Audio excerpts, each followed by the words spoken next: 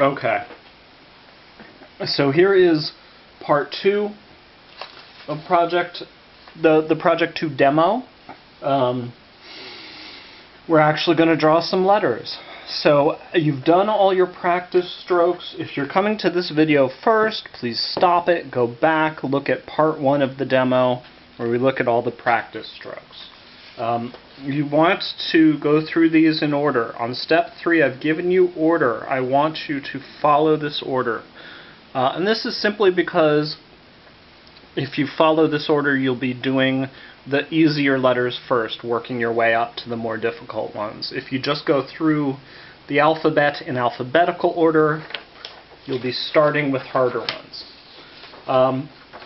Take a look at your model sheet. There are stroke directions and stroke orders. So we're starting with the lowercase I.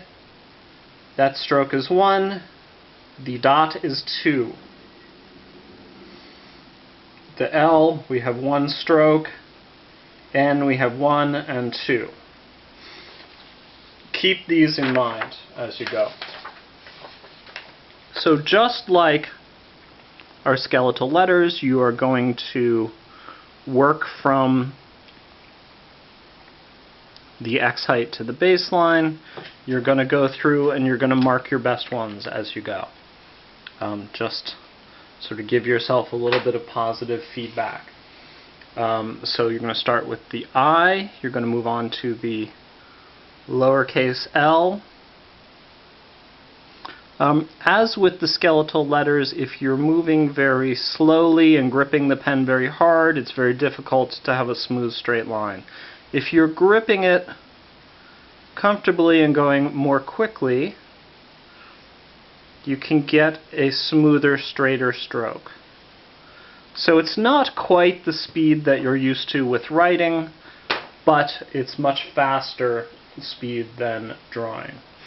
O, if you remember your curved left and your curved right, the lowercase o is simply combining those two strokes.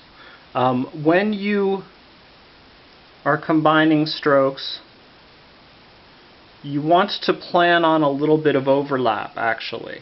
You don't want to try to have one stroke end exactly where the next one starts. Just plan for them to overlap a little bit. It'll look better and it'll be easier to do. Then you move on to the N. 1, 2. 1, 2. And remember, all this time you're going through with your red pen, you are giving yourself feedback. You are comparing it to the model. Which one looks most like the model? I think that one's maybe our best there. That might be our best there. Just give yourself ongoing feedback. You're going to work your way through the whole lowercase first, this way. The A, it is like the right-hand curve at the top that segues into a straight. And then it's like a very compressed left-hand curve. Okay, so 1, 2. Okay, the B, our tall stroke with a very long exit stroke, and then our right-hand curve connects. So everything is built on those basic parts. Again, this is a tall straight stroke with a long exit stroke, then our right-hand curved stroke. The U you already know from the practice.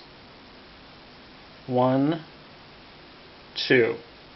Again, if you're a lefty, you may find it useful to go in reverse order. You may find it useful to do the strokes backwards. All of these directions are based on right-handed people. Lefties have it a little bit harder. The lefty, you're allowed to do what you need to do to make it work. But if you're right-handed, please stick with the stroke order and stroke directions that I gave you. So everything builds on those simple strokes that you learned. H, you can guess it's just like the N with an ascender. P, we have a long stroke that goes down to our descender line. We have a right-hand curve. Now our right-hand curve doesn't quite go all the way around, so we have a straight stroke just to finish it.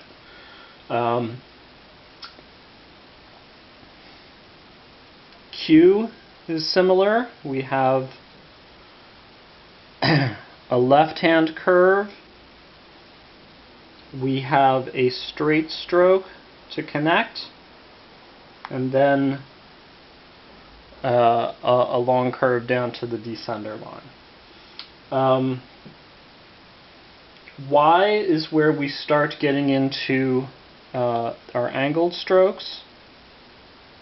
And I did that one wrong. You want to have a little bit of an entrance stroke into the Y. A little bit of an entrance that way. I'm sorry. Wrong. I am demonstrating a different hand for a moment there. This is our Y. It is like the U.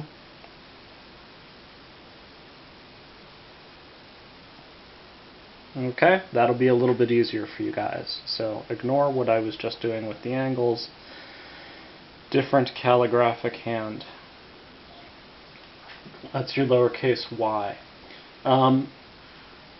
Step 3C, I say try the C, E, F, J, K, and R. These are where it starts to get, you're getting a little bit more variation of your basic strokes. So the C, you can probably guess, is our left-hand curve. And then a little tiny, it's one of these. It's like a little tiny straight stroke on the top. Alright, so our left-hand curve and a little finishing stroke there. You may choose to angle it a little bit more too. This one is probably a little bit more like our model. CE, we have our left-hand curve. Take our right-hand curve about halfway, and then a straight stroke for the crossbar. F, we have a reversed exit and entry stroke on our tall stroke. A little finishing stroke up here, straight stroke for our crossbar. J is like the I, except we finish the stroke down to the descender line, and our exit stroke goes to the left instead of the right. Now the K, we get into our angled strokes for the first time. Alright, our stem is just our straight stroke. Our entrance stroke there, remember we're keeping the 30-degree pen angle at all times, so our entrance stroke is thicker than the stroke on the top. And then, okay, so I'm going to do that again.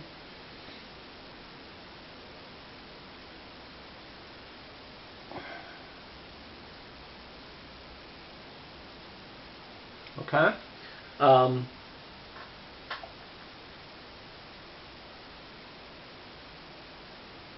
And then R is like our N, except we don't complete that right-hand stroke. Now 3D is where we get into the most tricky characters. So our S, and now some of these characters just are their own thing. Now we're still building on the basic shapes, but we're doing some more complicated moves with the pen. So the S, we start with what I like to think of as the lightning bolt. we have a little half curve there, and that. Alright, so our spine, our lower curve, our top curve. The S is tricky. You want to keep it all within our X height with a little bit of overshoot for the curves. You don't want it to look like it's about to fall over, so you want the top curve to be a little bit smaller than the bottom curve. So to that end, I think that's maybe our best one of the three. The G. Now I've given you two G's. The first G is very simple. I'm going to show the single story G is very simple. I'm going to show you the double story G here. I want you to try both, and then for the final piece you can use whichever one you're most comfortable with. So for our double story G, we make a very small O, basically. It's about 2/3 of the X height, aligning to the X height. Then we do a curve that is very similar to the spine of the S, then a left-hand curve. And finally our ear is just a little stroke there. Okay? And then very last I want you to work on all the angled characters. So last are the V,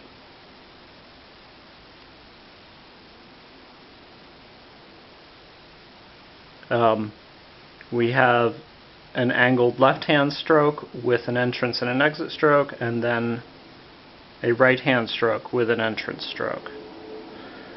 This is deceptively difficult, and it helps if you can put a little bit of curve into it. This is, even though it's just two angled lines, I tend to save it for last because there's a lot of areas in which you can screw up. So it's good to get all the practice of all of these first. W, just like the V, except doubled. Now you do this stroke second, then this guy, then this one. X is another seemingly simple one that is difficult to make it look nice. Simply because getting the balance to line up well is difficult. Alright, so it just takes practice. And Z. Z isn't that hard, but it's nice to save it for last. So a horizontal, an angle, a horizontal. You'll notice that the top horizontal is a little bit shorter on both ends than the bottom. If you make them exactly equal in length, it tends to look very top heavy. So you don't want that, you want this. So you're going to practice the lowercase first. I would say just like your skeletal letters, practice each letter a few times until you're comfortable writing it with the pen, and then move on to the next one, marking your good ones as you go. Once you're done with the lowercase, then you want to move on to the uppercase. I've also given you an order. It's not quite as intense as the lowercase. I want you to start with N, O, I, and L. And then after you've done those four in the uppercase, then you can just move through the rest of the uppercase and the numerals on your own. So that's step 4, uppercase. Step 5, try the numbers. Step 6, just get a new sheet of paper and try writing some words.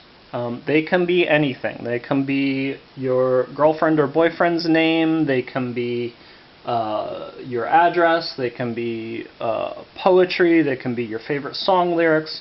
The point with 6 is to move from drawing the individual letters to trying to actually write with this hand. So what you write doesn't quite matter. Please use title case, just so that you practice the uppercase as well as the lower. Try a sheet or two of just writing with this hand. And number 7, once you're comfortable, once you've gone through everything, then I want you to, on one sheet of paper, write your full name followed by the complete alphabet on a clean sheet of paper. So this means uppercase, lowercase, and numbers.